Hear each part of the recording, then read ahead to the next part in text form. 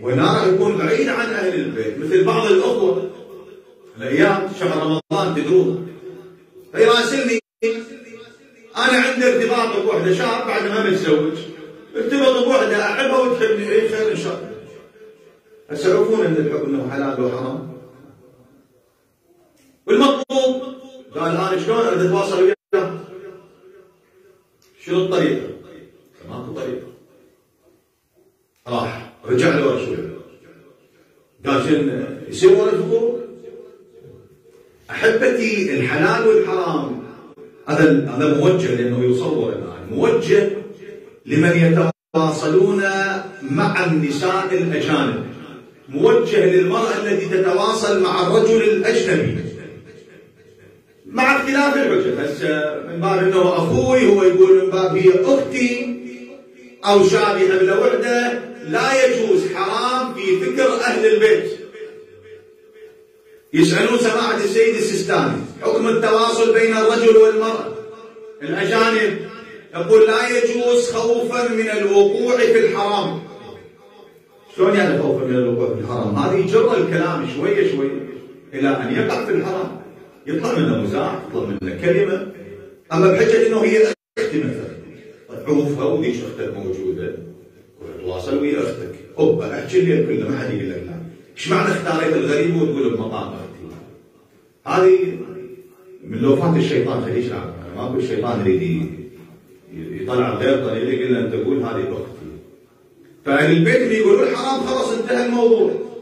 انتهى الموضوع. شوف الامام الصادق عليه السلام او احد المعصومين يقول في اليوم من الايام عنده واحد كان يدرس قران، استاذ بالقران، فسئلته وحده بالطريق فابتسم في وجهها، تمازح معها.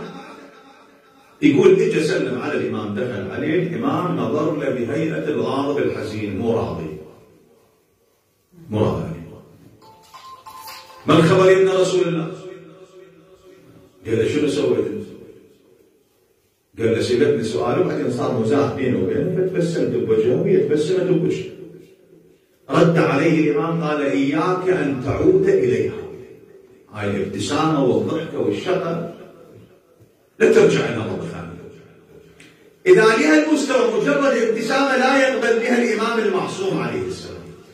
فكيف انه اجي انا مثلا اتواصل مع امراه اجنبيه او اتمازح وفاكه امراه اجنبيه؟ لا يجوز. المراه كذلك يجب ان تحافظ على زوجها، تحافظ على بيتها. البنت الشابه يجب ان تكون فخرا لابيها. تحبني؟ تريد تتزوجني؟ خلص اهلا وسهلا، الباب موجود. بعد ابواب التواصل انا اغلقها، باب اهلي موجود، وتعال اطرق الباب وتقدم لي على حسب الاصول، حالك حال الناس، مثل الناس الاوادم. اما انه يراسل يبقى فد سنه متواصل وياها زين، وها باشر اخطبك، هذه نصيحه لبناتنا، انه باشر اخطبك عقب اخطبك، لا دير بالك لا توقعين فريسه بيد بعض الذئاب البشريه.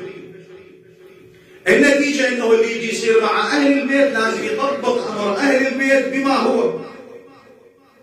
شنو اللي يردون اهل البيت لازم انا اجي اطبقه، مو اطبق نص والله والنصف الاخر ما اقدر عليه، لا.